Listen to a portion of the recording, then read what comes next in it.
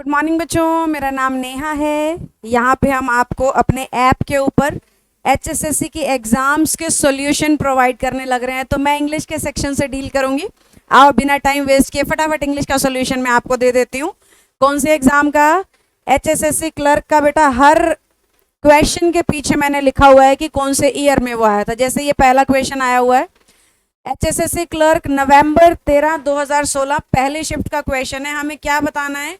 सही स्पेलिंग बताना है इनमें से। अगर ध्यान से देख रहे हो तो पहला शब्द है एनिमिटी, दुश्मनी को कहते हैं, और इसमें ई नहीं आता, यानी ये गलत हो गया। मार्कर चेंज कर लूं, थोड़ा और अच्छा दिखेगा आप लोगों को। पोस्टपोन होता है, फोन नहीं, तो एच गलत हो गया। 90 में यहाँ बीच में ई आना चाहिए, तो ये स्पेलिंग भी गलत हो गया। करेक्ट कौन सा है बेटा? D, normally. तो एनिमिटी का मतलब दुश्मनी होता है और इसके स्पेलिंग में कभी ई नहीं आता। चलो second question. He would fly dash the door with helping precipitation होता है जल्दी, फटाफट, क्विकली। क्विकली किसी चीज की तरफ भागना, और जब किसी चीज की तरफ भागते हैं ना तो उसके लिए प्रेपोजिशन आता है बेटा टू। जब किसी चीज की तरफ भागते हैं तो उसके लिए प्रेपोजिशन आता है टू। तेजी से, स्पीड से, दरवाजे की तरफ। तो आंसर क्या हो गया बेटा? टू हो गया। अगला क्वेश्चन लेते हैं बच्चों। देखो, the honeymoon period for the new government is over. नई नई सरकार बनी है, जैसे नई नई शादी हुई है ना। और नई नई शादी के बाद लोग कहाँ जाते हैं? हनीमून पे जाते हैं, दूर दूर, इधर उधर। अमीर हैं तो विदेशों में चले जाएंगे, इंडिया के ही हैं तो शिमला मसूरी यहीं तक जा करके अटक जाएंगे, गोवा तक पहुंच जाएगा चलो एक आधा।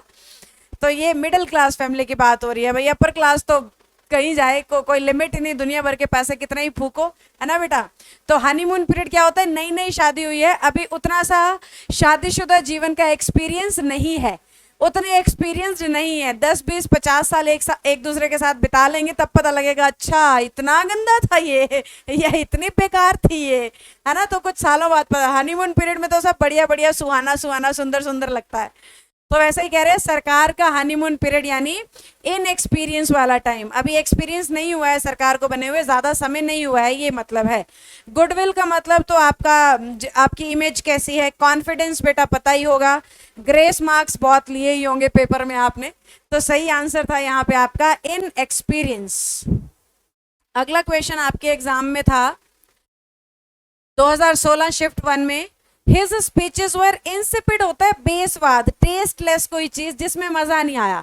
मतलब भाषण सुना और कोई इंफॉर्मेशन तो थी नहीं उसके अंदर, तो इस तरह के सिचुएशन को कहते हैं बेटा इंसिपिड, ठीक है। लेकिन हमें बताना है अपोजिट। तो उसके स्पीच में कोई इंफॉर्मेशन नहीं थी का अपोजिट क्या होगा? कि इंफॉर्मेशन थी। तो इंफॉर्मेटिव आपका इसका अपोजिट बन जाएगा। इंसाइटफुल या लाइवली, मतलब जोशीले के सेंस में आता है, लाइवली, शॉकिंग आपको पता ही होगा।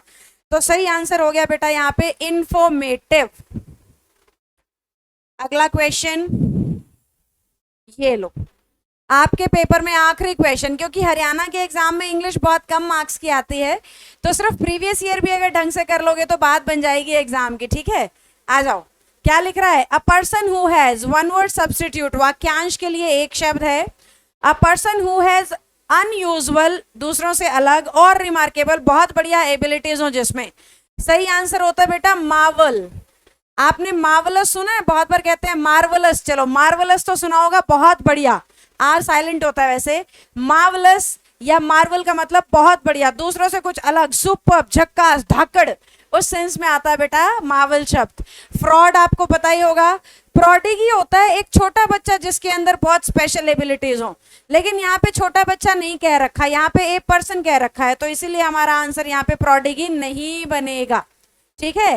फ्रीक होता है अजीबो गरीब सा इंसान, जो अजीबो गरीब सी बातें करे, क्या बोलते हैं, संकी से टाइप का इंसान। पागल को भी कई बार फ्रीक कह देते हैं।